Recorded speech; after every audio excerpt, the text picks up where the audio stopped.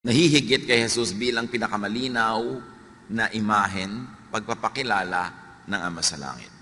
Colossians 1:15, si Kristo ang larawan ng Diyos na di nakikita. Ang Diyos ay di nakikita. Sa Old Testament, pag nakita mo ang Diyos, mamamatay ka. Pero ipinakita ni Jesus, nakikita na tuloy ang Diyos sa pamamagitan ni Jesus. A distorted image of God was presented by the Pharisees. And it continues to be presented by many teachers and preachers. A distorted image of God. Kaya ipinagbabawal ng Diyos ang paggawa ng mga Diyos-Diyosan. Hindi lang ito mga rebultong kahoy o bato. Ito yung mga rebultong nasa loob ng isip ng tao. Yung kinakatahan ng isip natin na itsura, karakter ng Diyos na mali naman. So maraming imahen, hindi lang yung physical na pinanggigigilan ng mga Bible-based Christians. May mga imahen na nasa loob ng utak, doon nakaukit, na ang Diyos ay malupit, ang Diyos ay galit, ang Diyos ay ganito, ang Diyos ay nakakatakot, na mga imahen na itinuwid ng Diyos sa pagpapakilala niya sa kanyang sarili sa pamamagitan ni Jesus. Jeremiah 5:31, doon sa mga nagtuturo ng mga baluktot na aral tungkol sa Diyos, pawang kasinungalingan ang pahayag ng mga propeta. Ang kanilang utos ang sinusunod ng mga pare. So nakikita niyo sa buwatan ng prophet at ng priests sa Israel. Sinasabi ni Jeremiah, kabalbalan ang itinuturo ng mga propeta, kaya kabalbalan din ang sinusunod at ipinasusunod naman ng mga pare sa mga tao. Kaya ipinadala si Jesus para ituwid ang mga kabalbalan na yan. Isaiah 29:13, sasabihin naman ni Yahweh, sa salita lamang malapit sa akin ang mga taong ito, at sa bibig lamang nila ako ay ginagalang. Subalit, inalayo nila sa akin ang kanilang puso, at ayon lamang sa utos ng tao ang kanilang paglilingkod. Si Yahweh ang nagsasabi. Yung mga religious activities sa mga tao na yan, di ko yan gusto. Kasi, imbento lang nila ang pinagmumula ng mga kautosan na yan. Nakaka-oppress, nakakapagpalungkot, nakakabawas ng ligaya ng buhay, therefore, presenting or misrepresenting God. Mark 7:8, sabi ni Jesus, sa mga religious people of His time, binabaliwala ninyo ang utos ng Diyos at ang sinusunod ninyo yung mga tradisyon ng tao. Sa makatuwid, ang napakaraming katuruan sa lumang dipan, ginagawa ng mga Israelita, pinagpapakamatayan nilang sundin. Sabi ni Jesus, tradisyon lang yan ng tao. At kasama doon ang lahat ng itinuwid niya. 10 walang gagawa pag Sabat, bawal ang kumain nito't ganun, ang mga babae, bawal sa ministry, etc., etc. Sabi niya yan, gawa lang yan ng tao. Kaya itinuwid niya.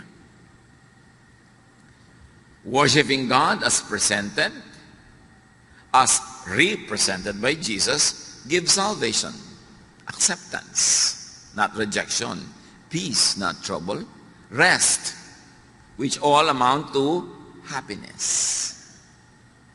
Pag sumamba ka sa Diyos, Diyos na ipinakikilala ni Jesus, ang bunga sa buhay mo noon, happiness. Gaan, hindi bigat. Laya, hindi tanikala, hindi kulungan. But worshiping the distorted image of God, misrepresented by many religious teachings, gives judgment, stress, and fatigue. Kaya marami mga tao habang nagiging mas relihiyoso, mas napapagod, mas sumasama ang ugali, mas lumulungkot, mas nagigilty. Pagka ang inuna mo ay mga kautusan, mga tradisyon, mga conservatism, hindi ka liligaya. Galatians 3:10-11, ang lahat ng nagtitiwala sa pagsunod sa kautusan ay nasa ilalim ng isang sumpa. So, sunod ka ng sunod sa kautosan dahil doon ka naghahanap ng ligaya, doon ka naghahanap ng kaligtasan. Sabi gano'n, daig mo pa ang isinumpa, daig mo pa ang nakulam, daig mo pa ang nagkaroon ng parusang buhat-buhat mo. Sapagkat nasusulat, sumpain ang hindi sumusunod sa lahat ng nakasulat sa aklat ng kautosan. So pagka ikaw ay nagpailalim sa kautosan, dapat sundin mo lahat. Kasi pag meron kang hindi nasunod, sinusumpa ka. Pero may choice ka na hindi magpailalim sa kautusan, kundi magpailalim sa pag-ibig ng Ama na ipinakilala sa pamamagitan ni Jesus. So pumipili ka, law or grace? Grace or works? Righteousness that is achieved by your own deed or righteousness that is received free from God through Jesus? Pag pinili mo ang kautusan, para kay sinumpa. At pag nagpapailalim, nang iilalim ka ng mga tao sa kautusan, dinadala mo sila sa kautusan, isinusumpa mo sila. Kasi binibigyan mo sila ng mga bagay na di naman nila kayang sundin, magigilty lang sila. Makokondemn lang sila. Ngayon, pag pinaghalo mo si Jesus at ang kautusan, kabaitan ng Diyos at lupit ng law, yung sumpa at yung blessing, lito ka. Kaya may mga araw na masaya ka, may araw na hindi, may araw na tahimik ka, may araw na magulo ka. Lito ka kasi pinaghalo mo yung dalawang di dapat paghaluin. Verse 11. Malinaw na walang taong pinawawalang sala sa paningin ng Diyos sa pamamagitan ng kautusan. So pag sinikap mong sukatin ng iyong sarili, timbangin ang iyong sarili sa kautusan, lagi kang bagsak. Sayang ang religion. Walang dinalang kapayapaan, kaguluhan lang. Matthew 23, 2 and 4, sabi mismo ni Jesus, ang mga tagapagturo ng kautusan at ang mga Pariseo, ang kinikilalang tagapagpaliwanag ng kautusan ni Moses. Nagpapataw sila ng mabibigat na pasanin sa mga tao, ngunit ni daliri ay ayaw nilang igalaw upang tumulong sa pagpasan ng mga iyon. Pag sumunod ka daw sa mga Pariseo at yung mga modern versions nila today, kasi sinasabi nila, tagasunod sila, tagapagpaliwanag ng utos ni Moses, dinadaganan ka nila ng ubot ng bigat na dalahin at hindi ka nila tutulungan sa paghihirap mo. In fact, dadagdagan nila yun ng pag-uusig at pag-uhusga tuwing kulang ka. Lagi ka namang kulang. So, lagi kang pagod. So, be happy. Worship God as represented, as presented by Jesus. Anong Diyos ba yung ipinakilala ni Jesus? Ba't siya ipinadala? Para ituwid ang mali, itama ang liko, liwanagan ang madilim. Ipakilala ang Ama sa tamang paraan. Napakahalagang makilala ang Ama sa pamamagitan ng anak. Because He is the image of the invisible God. So stay happy. Keep worshiping. Pwede ka naman magdasal sa bahay eh. Pwede ka naman magbasa ng Biblia sa bahay. Pero bakit pa magpapagod ka, tatawid ng ulan o alikabok, init o lamig? Because there is happiness in corporate worship. Pagka mga anak ng Diyos ay nagsasama-sama para magpuri, magpasalamat, bumababa ang luwalhati ng Diyos in a very special way.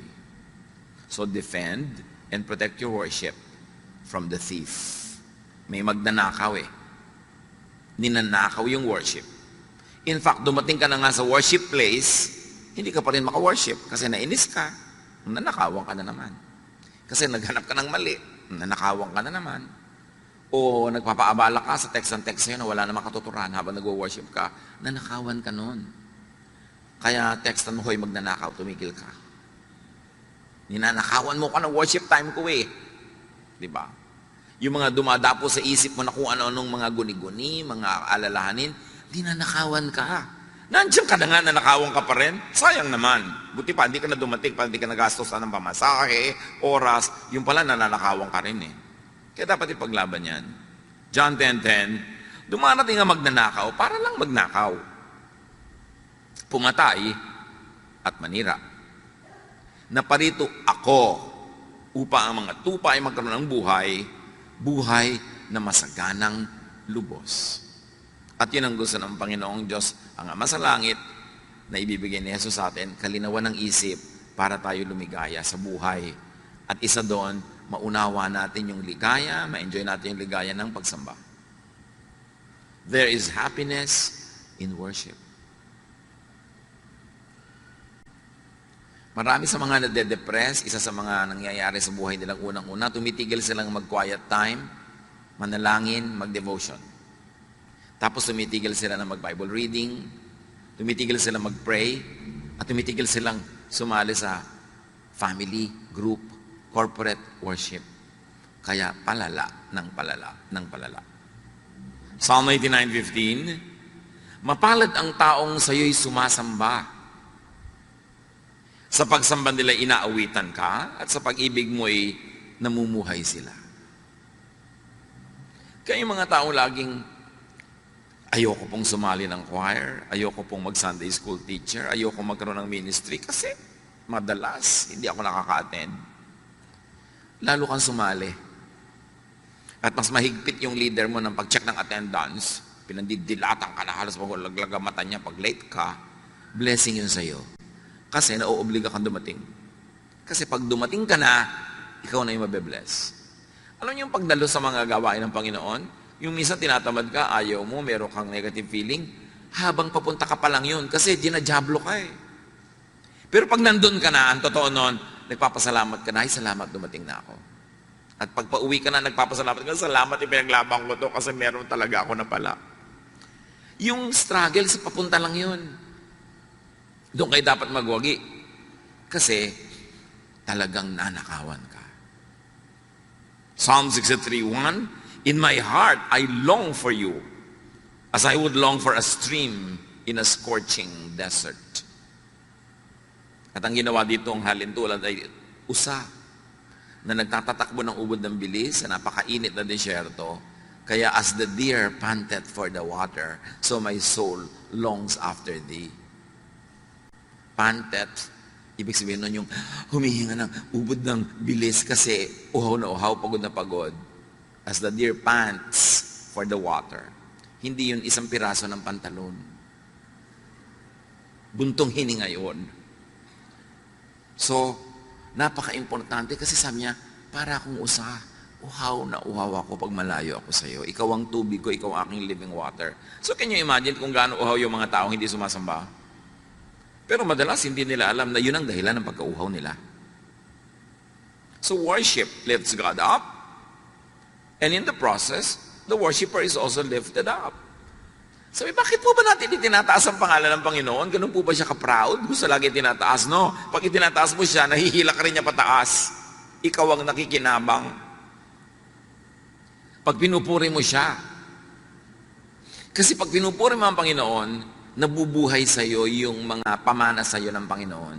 Yung karakter mo na galing sa Kanya, yun ang nang umiiral, yun ang nangingibabaw, kaya aangat ka at liligaya. Pero pag pinupuri mo sa lifestyle, sa salita, sa buhay mo ay ang dyablo, yung mga karakter ng dyablo na nasa iyo rin, ang mabubuhay. Ang siyang mangingibabaw at mananaig, kaya magkakata-dyablo ang buhay mo. Kaya napakahalaga nung pinipili mo ang iniangat ang Panginoon. In our hearts, there is a God-sized vacuum that only God can fill. Alam niyo naman yung vacuum. Pero sa puso natin, may vacuum yan. May vacuum for kotse. Pag nagka-kotse, lumigaya ka. Sige. May vacuum for love life. Pag nagka-love life, lumigaya ka. May vacuum for pera. Nagka-pera ka, lumigaya ka. Pero ang pinakamalaking vacuum sa puso ng tao ay yung para sa Diyos. At liban na lang na nandun ang Diyos, kahit mapuno lahat yung ibang vacuum kanina, nagkakotse ka, nagka-love life ka, nagkabahay ka, nagkapera ka, pag wala yung Panginoon sa vacuum niya, hindi ka maligaya. Pero pag ang Panginoon nandun na sa vacuum niya, kahit yung iba wala pa, maligaya ka na rin. Dala ka na. There is a God-sized vacuum that only God can fill. And a lot of that is filled in corporate worship. Kaya ipinaglalaban natin yun eh. Pwede naman tayo mag-worship na lang kanya-kanya, sa kanya-kanya mga sulok-sulok, gilid-gilid. Why rent a big place like this and pay for electricity and water and everything? Because we need a place where we can all worship together. Because God is delighted in worship that is comprised of many people, His children. At sa worship na yun, hindi lang yung nagkakakanta ka, nagdadasal, nagkakakilala kayo, nagkakatulungan, nagmamahalan kayo. Yun pa ang dapat ma-achieve Kaya merong corporate worship. Psalm 42 verse 2, my soul thirsts for God, for the living God. Kaya marami mga tao, depressed po ako, malungkot po ako. Ano mo, Diyos lang yan, ang kulang. Kailangan lagay mo siya at yung lahat iba susunod na. Although marami pang ibang pwedeng gawin para yung mga depression na yan ay matanggal, pero inuuna mo yung relasyon mo sa Diyos. Kaya tayo tinuturuan. Ba't ba tayo tinuturuan laging be thankful? May ibig mo sabihin, ang gulgulo na ng buhay ko, be thankful? Yes. Kasi pag inisip mo yung dapat mo ipagpasalamat at nagpasalamat ka, ang nabubuhay sa iyo yung espiritu ng pagpapasalamat, hindi yung pagrereklamo. At pag nabubuhay yung espiritu ng pagsasalamat, nagiging magnet yon para lahat ng magagandang bagay magdatingan sa buhay mo. Kaya ka tinuturuan to be thankful. Hindi ka para utuin. O hindi ka para mag-in denial na hindi naman ka masaya, pupuri ka. Hindi ka nga masaya, kaya magpuri ka at sasaya ka. Dalawa lang yan mga kapatid. Ang saya-saya mo, kaya ka nagpupuri sa Diyos. O ang lungkot-lungkot mo, kaya magpuri ka para ka sumaya. Pareho ang effect. So if you have enough reason to thank God, thank God. But if you have no reason, you think to thank God, all the more that you should thank God para bukas ang isip mo na oo nga pala, maraming dapat ipagpasalamat. That's why you should count your blessings. Yung sumasamba, bakit ganun? Pagka hindi sumamba, parang kulang ang buhay. Kasi nakita na nila ang luwalhati ng Panginoon pag sumasamba sila. Psalm 63:2, I have seen your power and your glory in the place of worship. Or translated another way, also very correctly, grammatically, is when I worship. I see your power and your glory when I worship. And it is I, not we. Kasi personal. Pag sumasamba ka sa Panginoon, ikaw ang nakakadama. Nakikita mo, hindi ng mata, yung kaluwalhatian ng Diyos. Nakikita ng spiritual eyes mo yun. That's why you are filled up. You are uplifted. That's why worship, although it might be demeaning, but we don't want to demean it, but worship is therapy. Kailangan ng tao sumasamba. Kailangan nga, kaya pag may kumakanta, dapat wala siya, dapat tama siya sa tono. Kasi sambang-samba ka na, tapos biglang, ay, half note. Diba? Ay, wala sa tono. Ay, lumipat ng key. Diba? Ay, lumundag ng 2 octave ang singer. Paano ka mabe-bless doon na aabala ka nung kakulangan niya ng preparasyon? Kaya dapat excellent hindi dahil para tayo ma-oppress, kundi para walang bara. Kasi pag hindi excellent ang gawa ng mga naggagumagawa, may bumabara. Kaya duty mo na gandahan yan para hindi ka maging issue.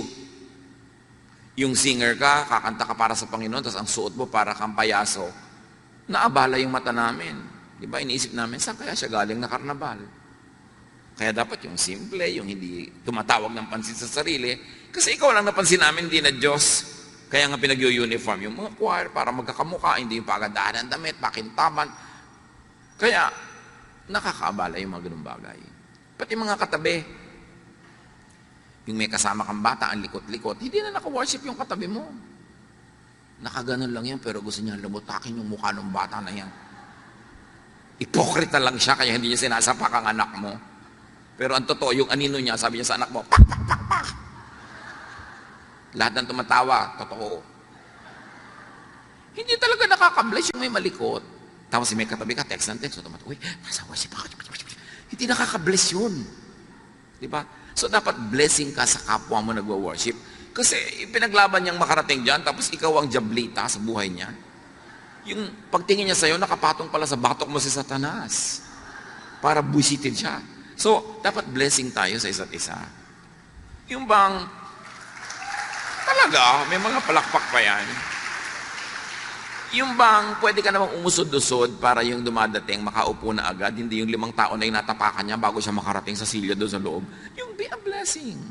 Diba? Kailan isip, paano kaya ako magiging hindi abala sa kapwa ko sumasamba? Nagko-concentrate siya, dadaan ako, mamaya na lang. Pwede ko pa namang hindi gawin yung gusto kong gawin ngayon para hindi ako makaabala sa kapwa. Because when we are at worship, God is in His holy temple. And that temple is not a building. The temple is our heart. At dapat hindi yun nagugulo. Psalm 63:3, your love means more than life to me, and I praise you. Yun, Panginoon, ang mahalaga sa akin, yung pagmamahal niyo. At pag worship ako, nagpe-pray ako, nagpapasalamat ako, lalong lumilinaw sa akin na mahal niyo nga ako. At habang lumilinaw yun, nagiging positive ang pananaw ko sa buhay, lalo namang dumadating sa akin ng mga positive things. So value God's love as life, as more than life. And you celebrate God's love at worship. And remember, ang topic natin is how to be happy. And we focus on one very powerful way to be happy. Be worshipful. Stay happy. Psalm 63:4-5. As long as I live, I will pray to you. I will sing joyful praises and be filled with excitement like a guest at a banquet. Masaya. So dapat iniiwan sa labas ang lahat ng mga cares, mga worries. Pupunta ka ba lang sa worship, itapon mo na yung mga nagpapaalala sa'yo, gumugulo sa'yo, para nakalagay ka sa tamang lugar. Put yourself in a path of blessing. At hindi lang sasama-sama tayo, may individual and personal worship pa. Psalm 63:6, I think about you before I go to sleep, and my thoughts turn to you during the night. Sabi mo, siguro, wala pang Netflix noon, kaya niya nagagawa yan. Kaya may Netflix, kaya wala. Kaya may YouTube, kaya wala. Dapat i-reserve niyo sa Panginoon ang last 30 minutes of your waking hours. Kung matutulog ka ng 9:30, dapat 9 o'clock, wala nang ibang bagay, sa Panginoon ka na nakikipag-usap, nakikipagniig. Huwag mong punuin ang lahat ng oras mo ng lahat ng pagod, panood, isip, text, computer, kasi walang natitira sa Diyos. Sabi niya, I think about you before I go to sleep. Can you imagine that? Kung ganong lalim at sarap ng tulog ang mangyayaring bunga niyan, my thoughts turn to you during the night. So think of God before going to sleep, and think of God in your sleep. Kasi ang natutulog lang naman katawan, yung isip gising pa, nananaginip pa nga yun, di ba? Kung ano pa pinag-iisip ng isip. At kung kayo merong problemang hindi nyo alam ang solusyon, may tanong na hindi nyo alam ang sagot, may pasya kayo na hindi nyo mapagpasyahan, bago kayo matulog, sabi nyo, Lord, ibigay nyo po sa akin habang tulog ako para pagising ko nandun na. It works. But you have to think of God before you go to sleep. You have to dedicate your sleep to God. Psalm 63:7-8. You have helped me, and I sing happy songs in the shadow of your wings. I stay close to you, and your powerful arm supports me. Deep happiness, joy is in dwelling in the house of the Lord. And that house is not always a physical house. Most importantly, it is your mind. Make your mind, make your thought the habitation of the divine. Gawin natin ang ating isip na tahanan ng Diyos, hindi tahanan ng kung sino-sino. Joy is in being in a state of spiritual oneness with God and God's family. Kaya nagtuturo ng forgiveness. Kaya nagtuturo ng helping one another para may love. At pag may love, may iba pang napuproduce na happiness para sa bawat isang participant in the production of that love. Pag may minamahal ka, may pinapatawad ka, may nare-release na blessing sa kanya at sa iyo at sa lahat ng nakapaligid sa inyo. And that blessing is more than the sum total of everything you do. Nagpatawad ka ng isa, nagpatawad siya ng isa, ang blessing nyo, 10. Namumultiply. Tuwing nagpapatawad ka, merong bangko sa langit na biglang bumubukas at nakaka-withdraw ka ng happiness. Kaya ka tinuturuan magpatawad. Hindi para ka ipaapi. Lugi naman po ako pag nagpatawad ako. O sige, huwag kang magpatawad. Tingnan natin kung hindi mas marami kang lugi. Yun lang may galit kang kinikim-kim, lugi ka na nun eh. Ang laking kalugihan yun. Dapat mabuksan ng maraming tao yung pinto ng pagpapala ng Diyos eh. At ang mga susi niyan, Pagpapatawad, pagmamahal, pagtutulungan, pagpupuri, pasalamat. Yan ang nagbubukas ng susi ng pinto ng kaligayahan. Hindi yan itinuro ng walang dahilan. So, maganda kung naintindihan mo, tapos sinusunod mo, pero kung hindi mo maintindihan, at ang tagal mo na hindi maintindihan, sundin mo na lang. At habang sumusunod ka, baka doon mo palang maintindihan. Because while at worship, at hindi lang yun yung formal program ng worship, yung paggawa ng mga bagay na nakakalugod sa Diyos, worship yon. Artist ka, gumagawa ka ng magandang piece of art, worship yon. Singer ka, kumakanta ka, worship yon. At walang secular o holy songs, lahat ng songs sa Diyos. Ang mahalaga yung content. Pinupuri mo ba ang Diyos? Kahit pinupuri mo ang bulaklak na sampagita, pinupuri mo na ng Diyos noon kasi siya ang gumawa ng sampagita. May mga churches, bawal kumanta ng secular song. Ano ba yung secular song? Sino umimbento ng kahulugan ng secular? Walang secular. Because the earth is the Lord's and everything in it. Lahat sa Diyos. Ang mahalaga, paano mo ginagamit yon? Nakakaluwalhati ba sa Diyos? O hindi. Pwede po ba kami kumanta sa worship ng sampagita flower? Pwede, basta ipaliwanag mong sa pagpuri mo sa sampagita, ang pinupuri mo ay nag-create ng sampagita. Aamoy-amoy ka pa din, nagpapasalamat ka sa Panginoon sa scent ng sampagita. Kaya lang baka naman mamaya yung kanta mo na to sa talong, okra, bahay kubo na yun. So, why not? Pero huwag naman laging puro ganun dahil hindi naman malinaw lagi yung mensahe nun Pero why not? For variety. Basta God glorifying. Napakahalaga na makita mo na you can worship God through anything and everything you do. Kung ikaw ay nanay, wala kayong kabudget-budget, ang ulam nyo lang kamatis at saka tuyo. Basta mo nalang ibinatukal doon sa kaprasong plastic na plato yung kamatis at tuyo. Pwede mo nang arrange na maganda, hiniwa-hiwa mo yung kamatis, korting smiley pa. Worship yon. You're worshiping God by glorifying Him na kahit kamatis at tuyo yon. Ang ganda ng presentation because God is God of beauty. And then liligaya ka pag ganun. Psalm 23:6. Surely your goodness and love will follow me all the days of my life, and I will dwell in the house of the Lord forever. Again, it's not a physical house. Pag yung goodness mo, yung love mo, nakikita sa buhay ko at ginagawa ko araw-araw, daig ko pa ang nasa templo araw-araw. Because my life and my lifestyle becomes your temple. Therefore, with anything and everything I do, I worship. I celebrate life. I live thankfully and gratefully. Psalm 84, 1-4, how lovely is your dwelling place, Lord Almighty. My soul yearns, even faints for the courts of the Lord. My heart and my flesh cry out for the living God. And up to a point, pwede natin yung i-apply sa places. Gusto ko pong mapunta sa bulwagan ng Panginoon. Nakaka-worship ako, may fellowship pa, masaya, nakakagaan. At yung bulwagan na pwede rin nasa puso mo lamang. Even the sparrow has found a home, and the swallow a nest for herself, where she may have her young, a place near your altar. Lord Almighty, my King, and my God. So kahit daw mga ibon-ibon, natutuwa na pumunta sa mga templo, di ba? Yung mga places of worship, lalo matataas, tinitira ng mga ibon. So it's a kind of metaphor na kahit mga ibang mga nilalang ng Diyos, gusto lagi nilang nasa malapit sa templo. Again, the temple should go beyond the physical meaning, but go to the spiritual meaning. That I like to be near you, to behold your beauty, to sing of you, about you, and to you. Blessed are those who dwell in your house. They are ever praising you.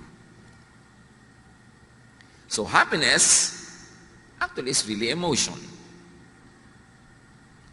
And emotion is nothing but brain and blood chemistry. So pwede natin na ayusin ang ating blood and brain chemistry para mag-create ng emotion that is happy. Yan ang ginagawa ng mga maraming therapists. Yung pinapaamoy ka na mabango, pinapakita ka na magandang view, pinapaninig ka na mga tunog-tunog ng ulan. Because when your brain is induced to be happy, the brain commands the blood to change its chemistry, and you become happy. Because happiness, like all emotions, is chemistry. Kaya may mga negative chemistry na nakaka-deceive. Yung mga yung higop ng higop at amoy na amoy ng rugby, hindi nagugutom. Kasi niloloko sila ng utak nila, nabusog sila. Kaya yung mga nagtitake ng mga ibang drugs, kahit 3 araw na gising, kasi niloloko sila ng drug na hindi sila inaantok. May negative effect. Pero may positive effect ang ganyan mga bagay. So be and stay happy. Think thoughts that make you happy. When you think happy, your brain is happy, your brain commands your blood and your whole body to be happy. But when you think sadness, when you think horror, when you think fear, your brain commands every part of your body to produce fear, anxiety, worry. So it's all a thought. Masaya kayo, masaya, kumakain, ang ligaligaya, bigla niyong nakaalala yung asawa niyong malayo na biglang baka siya nangangalo niya. Diba, bigla mag-iinit ang mga paligid ng tenga mo, maiiba ang tibok ng iyong puso, magagalit ka na, mawalan ka ng gana, mahirap lumulon, dahil lang yan sa naisip mo. Actually, wala ka pa nakita. Kasi ang iniisip mo, nagiging ganun ka. Can you imagine kung paano tinotorture ng mga taong selosa ang sarili nila? Ng mga taong mainggitin, mga taong magagalitin, mga taong mapaghanap ng mali, tinotorture nyo ang inyong sarili. Kasi kung anong isipin ninyo, yun ang iuutos ng utak nyo sa lahat ng bahagi ng iyong katawan na sundin. That's why you can think yourself into happiness. You can think yourself into sadness. That's why it's very, very important to be in command of your mind, of your brain. If you think whatever is pure, whatever is godly, whatever is beautiful, whatever is praiseworthy, think about such things. May nagpadala sa'yo ng pagkain, hindi masarap, iisipin pa, iniinis niya ako ha. Pinapadala niya ako ng matabang na sinigang. So ano mangyayari sa'yo? Di negative ka, lulungkot ka, magagalit ka. Pero inisip mo, wow, kahit walang lasa, at least naalala ako. Gawin ko ng fertilizer. Oh, di ang saya mo, nasa pag-iisip mo lang yan eh. You are what you think. You are how you think. So, can you imagine when you are angry or jealous or discontented, nilalason mo ang iyong katawan. Kasi lahat ng negative thoughts, nagre-release ng toxins in your blood. So, nilalason mo ang iyong sarili. Kaya tayo inuutusan, magpatawad ka na. Kalimutan mo na yan. Hindi ko bumalimutan. O sige, talaga namang may brain ka kasi, so hindi malimutan kasi may memory ka, pero magpatawad ka na rin. I cannot forget po. Sige, forget the forgetting. Just forgive. Think of God. Yan ang pampasaya. Pero kung iniisip mo, Diyos ko, malapit na yata second coming. Judgment day na, end of the world. Di negative na naman ang naisip mo. Huwag mo pag-iisipin yan. Problema yan ng Diyos. Sabi nga ni Jesus, ako nga hindi ko alam kung kailan. Buti ka pa, alam mo. Di ba? Nadaig mo pa ako, alam mo yung date. Tapos pag hindi nangyari, may mga kung ano-ano kang palusot. Ay, may blah blah blah blah. Ang isa lang ang ibig sabihin, mali ang prediction mo. And if what a prophet says does not come to pass, he is a false prophet. Ang dami na. Naglagay ng mga petsa, oras, so hindi natuloy. Kasi marami pa kayong kasalanan, binibigyan pa kayo ng God ng second chance. Palusot. Mga palusot yung mga nagbibigay ng mga date-date, tapos hindi naman natutuloy. Yung iniisip yan. The idea of and about God should be happy, not sad. Restful, not burdensome. Assuring and peaceful, not fearsome. It should be loving and forgiving, not hateful, not vindictive, and definitely not judgmental. Huwag kayong kakampi sa isang political party, sa isang bansa, sa isang lahi, sa isang relihiyon, kahit malupit sila sa iba, in the name of God, bola yon. God will not want you to have any part in any violence, unkindness, in anything that robs people of happiness or dignity, tapos done in the name of God. Dapat matalino na tayo by now. Minamanipulate tayo ng mga ganyan. So, you want to be happy, think of the God presented and represented by Jesus. And then, do activities that make you happy. May mga iniisip, may mga ginagawa, physical. Kasi happy feelings create happy activities. Di ba pag happy ka, yung feeling mo, gumagawa ka ng happy activity. Halimbawa, ang saya mo, magluluto ka ng special para sa pamilya mo. Pero kung wala kang happy feelings, walang happy activities, baligtarin mo. Wala kang happy feelings, gumawa ka ng happy activities na magke-create ng happy feelings. It works both sides of the equation. Happy feelings can create happy events, but happy activities can create the happy feeling. So kung wala ka ng happy feeling, gumawa ka ng happy activity. That's under your control. You can do that. And then, maiiba, mare-reverse, sasaya ka at ang iba. You cannot always control what you could do, your physical situation, but you can direct your thought. Si Paul and Silas, sa paggawa ng mabuti, sa pamamalitan ng tungkol kay Jesus, nakulong. Di lang nakakulong, dinala pa sa malalim na dungeon. Di lang yon, itinali pa ng mga kadena at bakal ang kanilang mga paa at kamay sa pader. Hindi ka makakamot, biruin mo yun, hirap nun. Pag may kumate, tinuka ka ng lamok, whatever, nauuhaw ka, gusto mo punta sa toilet, di mo magawa. Dapat magreklamo ka na sa Diyos, Lord, I serve you. Bakit ako nandito? But Paul and Silas sang hymns. Because you can choose. Whatever it is that you are going through, you can choose to complain or to be thankful, to be negative or to be positive. And because they were very, very positive, and they sang hymns, and they lifted God up, and all the other prisoners were blessed through their singing, and they forgot their own sorrows and their own complaints, God sent an earthquake that shook the very foundations of the place. Dahil sa pagpuri. Induce desired thoughts and emotions in your brain. Kumbinsihin mo yung isip mo, akayin mo yung isip mo na magpakasaya at aakayin niya ang lahat ng bahagi ng iyong katawan na sumunod. Romans 12:2, be changed by the renewing of your mind. And if I may extend that, change your situation outside of you by changing the thoughts inside your mind. Because it is the thought that is the habitation of God. And it is through thought that the power of God can be made real in our lives. Yan ang dapat natin i-develop, yung mas transcendental, yung mas invisible aspects of the faith, which is really mental discipline. Create happiness in your heart and your mind. At pwede ka nun, either masaya ka, so kumakanta ka, or malungkot ka, kumanta ka para ka sumaya. Pero huwag naman ang kakantahin mo yung tuwing lulubog ang araw. May umabot pa sa inyo sa kanta na yan. Nakakalungkot ang mga kanta, nalulungkot ka na nga. Dapat ibahin mo, baliktarin mo. So let and make sensations of sound. Alam niyo, lahat ng buhay may tunog. Yung tinetest ka dito ng takbo ng ugat sa iyong leeg, pag pinakinggan mo yung machine, gumaganyan-ganyan, yung pala hindi mo nadidinig, pero through a machine, dinig. Because lahat ng life may sound. Kaya, punuin mo ng sound ang buhay mo, music, para ka sumaya. Or sight.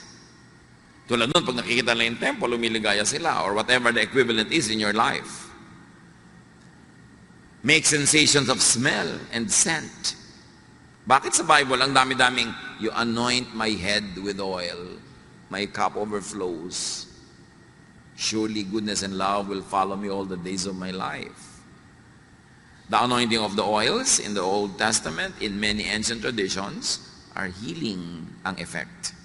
Soothing to the emotion, comforting to the body.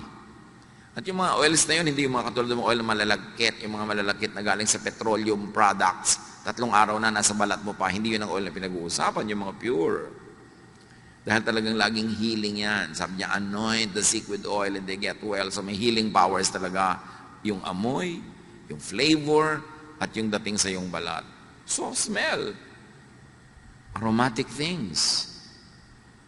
Taste. Good food, good drink, good fellowship. Touch. That's why the laying on of hands are supposed to heal. Because touch heals. May mga kamayan, may mga hug-hug. Kasi nakaka-heal yun. And all of this lead to produce happiness. Happiness thoughts, happiness chemistry. So maraming paraan para sumaya. Iniisip mo, o gumagawa ka ng activities na nagpapasaya, o isinasubject mo ang sarili mo sa senses through which happiness, joy, pleasure can pass. Si Elisha sa 1 Kings 19, this wonderful, powerful prophet of God wanted to die. Pero nabaligtad yun. Matapos makakain, makatulog, at makipag-fellowship with an angel. Do the same. Ang dami-dami ko natatanggap ng mga tanong sa Facebook at kung saan-saan, nade-depress po ako, nalulungkot po ako, bla bla bla, ano pong pwede kong gawin? Well, change your body chemistry. Uminom ka ng masarap, kumain ka ng masarap, matulog ka, kung pagod ka, kung sobrang tulog na, gumising ka, get out of your bed and be active, fellowship with people, do something enjoyable. Pag hindi naman nilayasan kanyang lungkot na yan eh. Di ba? Resist the devil and he will flee from you. You don't have to fight the devil, you just have to resist. So may spirit of sadness, resist it. How do you resist it? Not by entertaining it. Nalulungkot ka na nga, magkukulong ka pa sa kwarto, hindi na solo ka ng diablo. Nalulungkot ka na nga, ayaw mo pang kumain, nade-depress ka na, ayaw mo pang gumalaw, lalo kang malulungkot. Dapat baguhin mo ang situation mo. Now in life, you can be the recipient of happiness, meaning you're naturally happy because there are things that make you happy. Or if you are not a naturally happy person, then be the producer of happiness. Umimbento ka ng kaligayahan. At through lahat ng pinag-usapan natin mula kanina pa, na kung gusto nyo, uulitin ko lahat. Pero hindi naman, natatandaan nyo naman eh. Diba? Make yourself happy. Think of God. Change your thoughts. Use physical things to make you happy. Senses, smell, sight. Create and produce happiness with directed thought. If you don't direct your thoughts, the devil will. That's why you have to control your thoughts. Direct your thoughts. Create and produce happiness with activity. Kaya malaking therapy yung may ministry, lalo kung committed ka talaga, kahit na tinatamad ka, medyo mabigat ang pakiramdam mo, dadating ka pa rin, ang ending sumaya ka. Na iba ang takbo ng iyong buhay. Create happiness with sensations, with aroma, with taste. Anoint with oils. Very important yun. Makikita mo yung ministry ng mga ganong bagay. 1 Corinthians 9:27. Subalit pinahihirapan ko ang aking katawan at sinusupil ko upang sa kayo hindi ko ako maalis sa paligsahan pagkatapos kong mangaral sa iba. Now, bago kayo maghampas-hampas sa sarili at magpahirap, ang tinutukoy lang naman ni Pablo dito, nag-i-exercise ako ng self-control para yung goal ko mangyari. Yung katawan ko tinatamad na bumangon, ibabangon ko yan kasi ang tagal ko na nakahiga eh. Yung katawan ko gustong maging mapagsarili lamang pero lungkot naman ang bunga. Well, pipilitin ko ang katawan ko na makisalamuha, makipagkapwa dahil baka yun ang nawawalang element sa aking buhay. Philippians 4:13, ang lahat ng ito ay magagawa ko dahil sa lakas na kaloob sa akin ni Kristo. Sabi natin kanina pat paulit-ulit, worship the God presented and represented by Jesus. What is the image of God and the image of heaven that Jesus presents? The image of heaven, the paradigm or symbolism of life that Jesus presents is a happy one. Kaya kung minsan, I'm very uncomfortable with yung image ni Jesus na lagi nasa krus. Para namang ilang oras lang naman siyang nasa krus, tapos forever ayaw mo nang alisin doon, nakapako na. If ever there are images in religious statuary that's very uplifting, it is the risen Christ. Ang lungkot-lungkot naman ng imahe ng crucifix eh. Tapos nasa ospital ka, nag-aagaw buhay ka na, yung pa ang nakita mo pagdilat mo, nasa heaven na ba ako? Diba? Bakit kailangan yun? Kailangan malungkot? Sasandali lang naman yung nangyari. We appreciate the meaning of the cross, but do not trap Jesus in the cross. He was there only for a few hours. Ang image na ipinapakita sa atin ni Jesus tungkol sa kalangitan, sa paghahari ng Diyos, ay makikita sa kanyang hilig magpakain. Pinakamadalas at pinakamadramatic ang mga pagpapakain ng Panginoon sa mga tao. Like, Jesus fed the 5,000 miraculously with 5 loaves and 2 fish.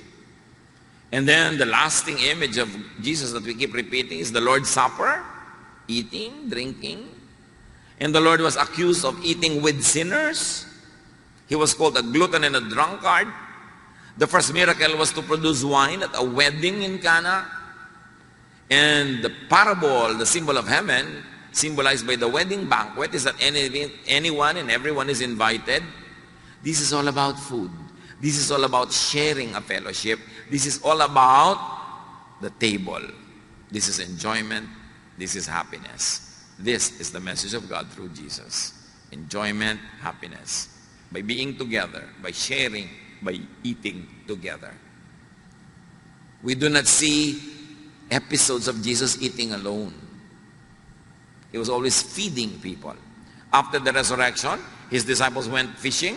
Pagbalik nila sa shore, nagbabarbecue na si Jesus. May mga sinugba na ng mga fish. Nagpapakain siya. Tapos sabi pa niya, the risen Christ enters a room through the wall and says, may makakain ba dito? You know why eating lagi? Because when people eat, they sit together. And when they sit together, they chat, they laugh, they share life, they share problems. Somebody has a problem, somebody offers a solution. It's a fellowship. This is the heaven that Jesus presents. That's why the examples of heaven is always a banquet. You lead me to your banqueting table. Your banner over me is love. Laging ganon. Lagi siya nagpapakain. And in the Gospels, in case you haven't noticed yet, Jesus prefers eating more than fasting. Kaya siya sinabihan, sabi ng mga religious people, bakit ang amo nyo, hindi kayo nagpa-fast? Hindi katulad ni John. At para na lang walang maraming usapan, sabi ni Jesus, nandito pa ako, so feasting muna, walang fasting. Pero wala naman siya inutos sa kanyang mga disciples na mag-fast kayo lagi. Tapos sasali ka sa mga simbahan na lagi nagpa-fast, mukha ka tuloy bungo. Ibig mo sabihin, nilikha ng Diyos siya sikmura mo para gutumin. Paminsan-minsan, may fasting, it could be healthy, it could be helpful, but it was never glorified by Jesus. In case you forgot that Jesus is the model, He is the image of the invisible God, and His image of heaven is a banqueting table. In fact, napatunayan na ng science sa yung mga sobrang nagda-diet, nade-depress, kasi nade-deprive. Yung kakain, binibilang yung calorie, may computer siya, at binibilang-bilang niya bawat okra, bawat ito. Paano ka liligaya kumain nun? Yung papakainin mo sa, ay naku, diet ako. Ihampas mo kaya sa itong plato, no? Inihanda ko to para sa'yo, tapos para ka nakakita ng lason. Allergic na allergic ka sa pagkain, kaya ka depressed, kaya ka malungkot, kaya ka nangangayayak. Hindi yan ang gusto sa'yo ng Panginoon.